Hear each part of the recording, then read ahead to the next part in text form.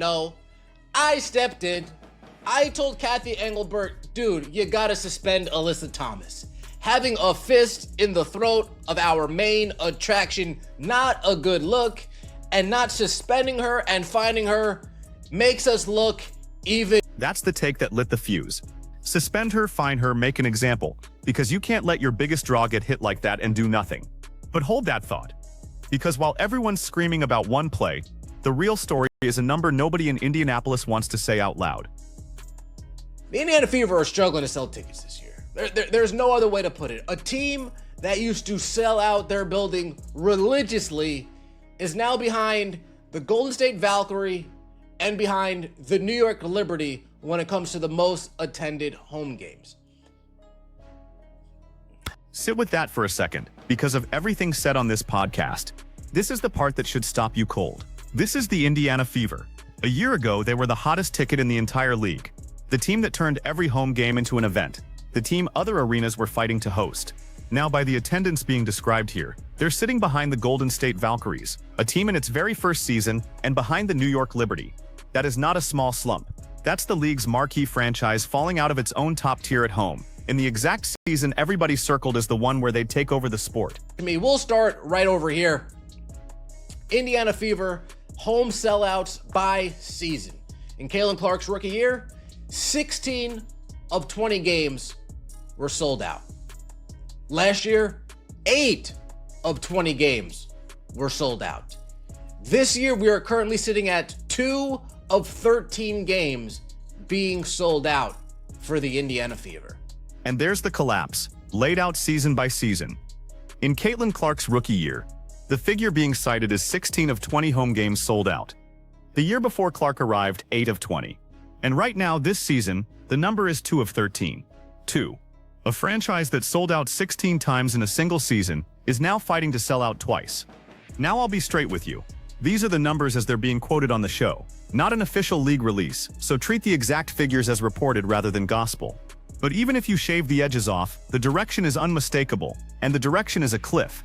When a team goes from 16 to 8 to 2, you're not looking at a bad week. You're looking at a fan base walking away. That's not what we expect from the Indiana Fever. That goes to show how much Amber Cox, Stephanie White, Kelly Kroskoff has lost the faith of the fans and has lost the trust of the fans. And notice who gets named when the blame gets handed out. Not the players, the front office, the people making the basketball decisions and the business decisions. Because here's the uncomfortable truth about running a sports team. When the building is full, ownership takes the credit. And when the building empties out, ownership wants to talk about the economy. But fans don't lose faith in a spreadsheet. They lose faith in decisions, how the roster was built, how the season was messaged, how the star was handled. That's the accusation on the table here, and it's a serious one. Because a fan base that stops trusting management doesn't come back with a coupon. It comes back only when it believes somebody upstairs actually gets it. To see her in a new environment. And then I'm looking at tickets for today's game. We got the Seattle Storm versus the Indiana Fever today. Probably 1,000 or so tickets available. But then I looked for tomorrow's game, and we take a look at tomorrow. We go from maybe 1,000 available for tonight to 2.5, 3,000 available for tomorrow's game. Now watch the buying behavior, because it tells you more than the raw count ever could. Tickets still sitting there the day of the game. Even more available the next night. That is not a team nobody wants to see. That's a fan base that has stopped paying up front. They've cracked the code, they know they can wait, stroll up day of, and get in for the price of lunch. And once an audience learns it never has to commit early, the franchise has lost its pricing power completely. That's the quiet killer here. It's not that the seats are empty, it's that the people who used to lock in a month early now know the team will always be desperate enough to let them in cheap at the door. You can't run a business on customers who figured out you'll always blink first. Want to spend top dollar for it anymore. They're not willing to spend top dollar. They're not willing to spend half of top dollar. They're not willing to spend a quarter top. They're going to wait until the last possible minute, day of, evening of, walking into Gainsbridge of, like, all right, it's $15, now I'll get tickets. All right, it's $16, now I'll get tickets. Folks, rookie season, $60 getting tickets, $100 getting tickets, $200 getting tickets. It didn't matter. Rewind to the rookie season and the contrast is almost cruel. $60 to get in, people paid it. 100 paid it. 200 paid it without flinching. It genuinely did not matter what the number was, because being inside that building felt like standing somewhere history was actively happening. That urgency, that fear of missing the moment is the single most valuable thing a franchise can manufacture, and it's the thing that's evaporated. And think about what that means for the money, because this isn't just about ticket revenue.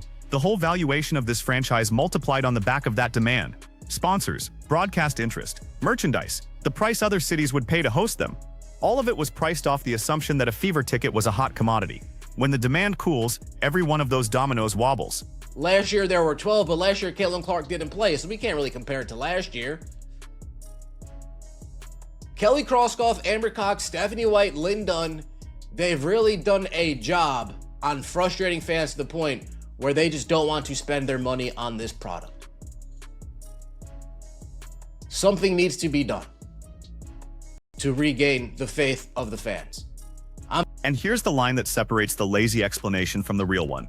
Yes, tickets are expensive everywhere. Yes, every team in the league is fighting for every dollar. That's all true.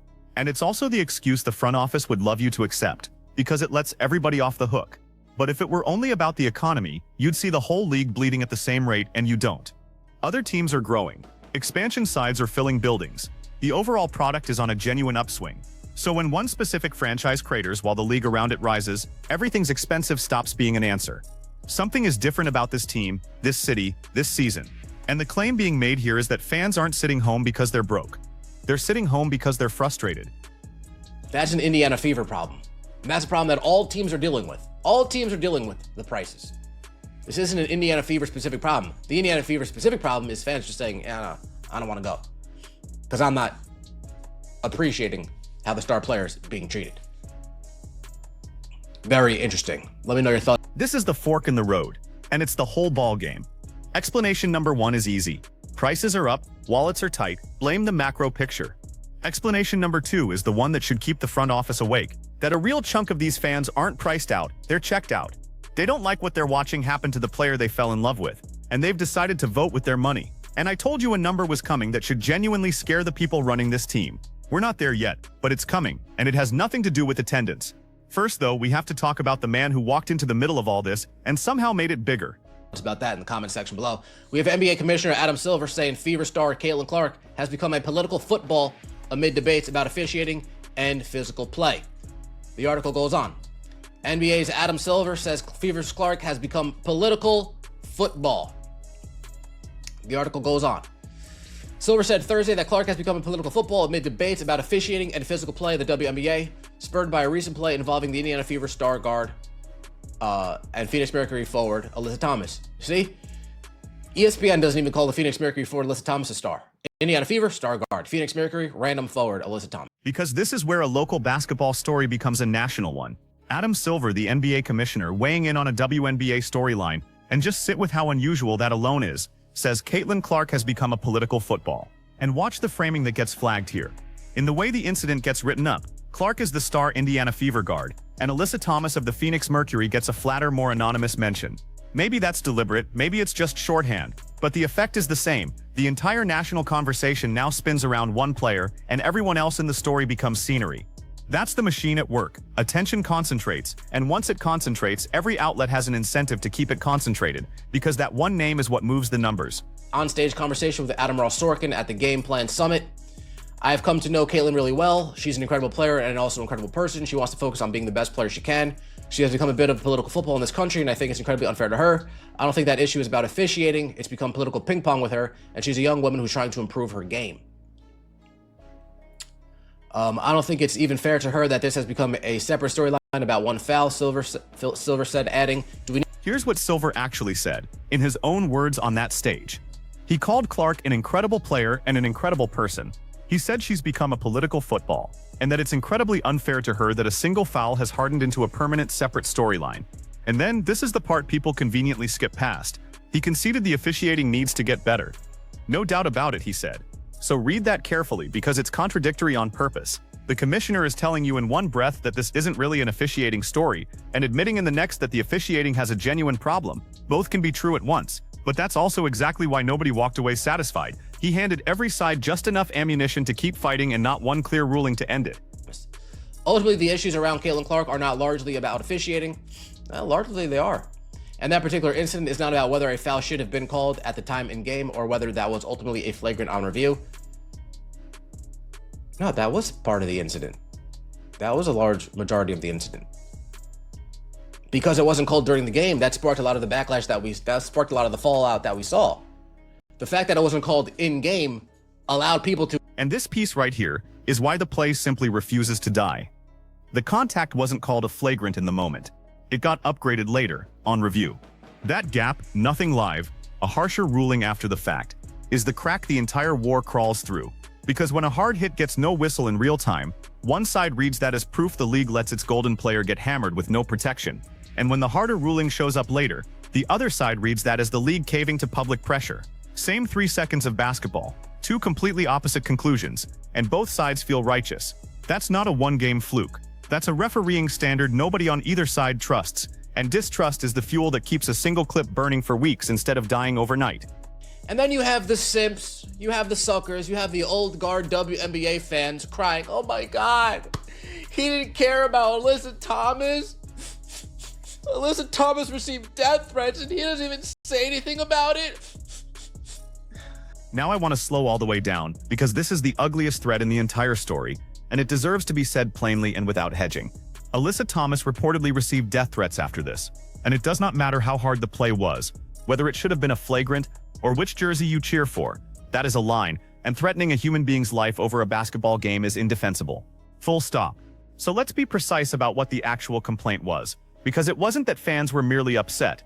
It was that when the commissioner stood up and addressed this entire controversy, some felt he spent real time on Clark being treated unfairly and said nothing, not one sentence about a player on the other side of it fearing for her safety. That's the grievance. And whatever else you think, it's a fair thing to put on the table. Get over it. Get over it. If Adam Silver spoke out every time somebody in the NBA had death threats, Adam Silver never would get any sleep. Now, am I condoning death threats? No. But does it happen in every single sport? Yes. It happens in every single sport. But I promised you fair, so here's the honest counter-argument, and it has weight. A commissioner cannot personally respond to every threat every athlete receives, or he'd never do anything else, and sadly, this poison follows stars in every sport, men's and women's at every level. There's truth in that, but there's a real difference between he can't fix an online mob and he chose not to even acknowledge one existed. Acknowledging that a player got death threats costs a commissioner absolutely nothing, and it signals the league treats its people's safety as non-negotiable. Staying silent on threats isn't a neutral act. Silence gets read as a stance. So both things are true at the same time. He genuinely can't police every anonymous account, and he still could have spared one sentence to condemn threats against a player. That exact tension is why nobody left that press availability feeling good. I'm seeing more and more fans say, just let Caitlin Clark go. Let her go to a different team. Let her walk. Don't even offer her the epic deal. Don't give her an extension. We need to see her on another team. Which drags us all the way back to the scariest sentence in this whole story. And here's the twist. It isn't coming from a hater. It's coming from Fever fans themselves. Let her go. Let Caitlin Clark walk. Don't offer the extension. Don't lock her in. Let her play somewhere else. Now understand how genuinely wild that is. This is the single most valuable asset in the entire sport. This is the reason the franchise is worth multiplied. The reason national broadcasts fight over their schedule. The reason expansion cities exist in the conversation at all. And a slice of the home fan base is now so frustrated with how the organization has handled her, protected her, and marketed around her that they'd rather watch her in a different uniform than keep watching this version of the Fever. That is the number the front office should truly be terrified of. Not the empty seats. The fans who've decided the emptiness is the message. Because empty seats are a marketing problem. You fix those with promotions, giveaways, a hot streak, a discount code. But fans openly wishing your superstar would leave, that's an identity problem. And you do not fix an identity problem with a sale. So put the whole thing together. A ticket collapse the front office wants to blame on the economy. An officiating standard nobody trusts. A commissioner who said a great deal and settled nothing. Threats that never once got named from the top.